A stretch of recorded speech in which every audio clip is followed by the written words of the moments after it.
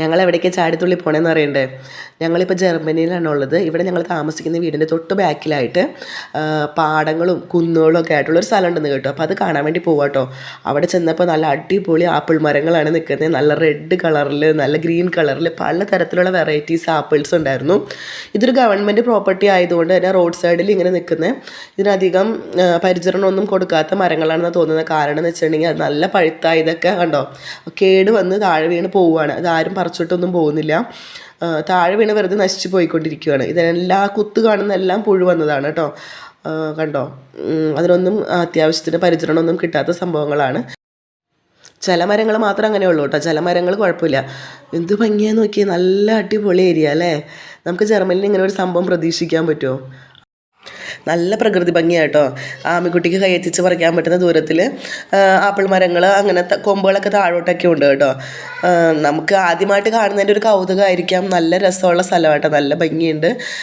നമുക്കിപ്പോൾ 2-3 നമ്മൾ പറിച്ചു ടേസ്റ്റ് നോക്കാൻ വേണ്ടിയിട്ട്. പലതരത്തിലുള്ള വെറൈറ്റീസ് ഉണ്ട് കേട്ടോ ഇവിടെ. ഈ അറ്റം തുടങ്ങി അറ്റം വരെ നമുക്ക് ഒത്തിരി ആപ്പിൾ മരങ്ങളുണ്ട്. എല്ലാത്തിലും സെയിം ആപ്പിൾസ് അല്ല കേട്ടോ. പലതരത്തിലുള്ള ഷെയ്ഡുകളുണ്ടായിരുന്നു, വെറൈറ്റി ഷെയ്ഡുകൾ. നമ്മുടെ നാട്ടിൽ കാണാത്ത ഷെയ്ഡുകളൊക്കെ ഉണ്ടായിരുന്നേ.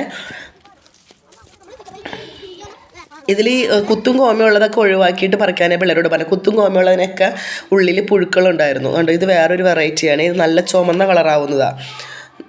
പക്ഷെ ഇത് ചുമന്ന കളറായത് നമ്മൾ പറിച്ചിട്ട് അതിനകത്ത് പുഴുവായിരിക്കും.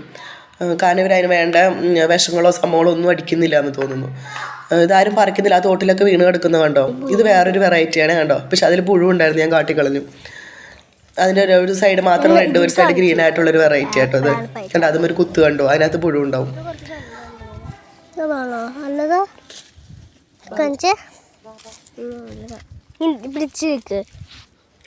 അവർക്കത് മരത്തേന്ന് പറിച്ചതിൻ്റെ ഒരു സന്തോഷമായിരുന്നു കേട്ടോ പിള്ളേർക്കൊക്കെ.